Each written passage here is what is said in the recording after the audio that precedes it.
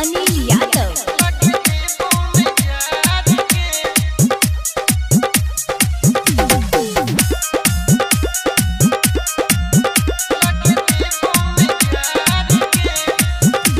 करे थर थर गे सुन हमर लभर गे उपाय जल्दी कोनो कर ले मर देतो ना ठंडी बनाने गे घमंडी देह पर चादर धर ले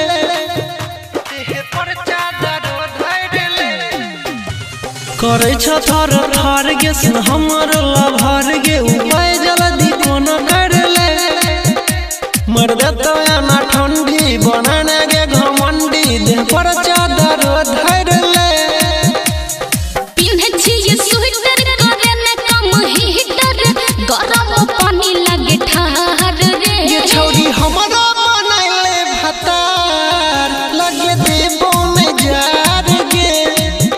धरी सुतबो जे अकबर लगे देबो में जार गे ये छौरी हमरा बनैले भतार भगाई देबो जार गे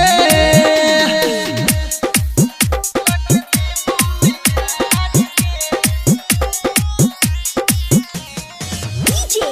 मुन्ना राज इसकी बजाय मधुबनी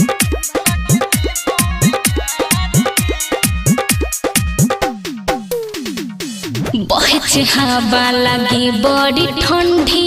चढ़ो जवानी में लगे जाड़ा हो नहीं छे गुजारा छे परेशानी में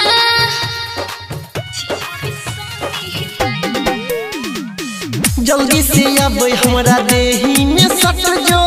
होई जेबे गरम गे मन नहीं हो रहा हमरा धरे देखो रा छोड़े तू शरम गे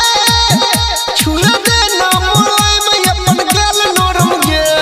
बढ़े ठंडा बेसी लगे जे न एहसी होई नहीं छे अब संभार रे ये छौरी हमरा बनैले भतार लगे देबो में जार गे ये छौरी हमरा बनैले भतार भगाई देबो जार गे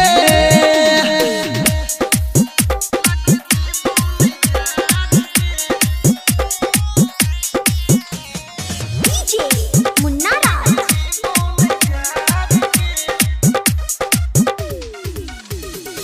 इसकी बजाय मधुबनी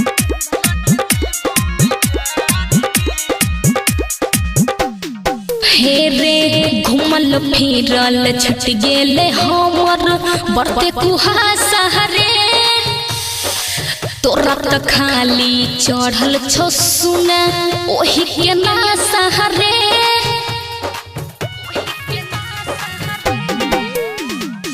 भाग्य तो ठंडा खिलेबो खूबे अंडा दे तू हमर साथ गे देही पतोरा करंट दो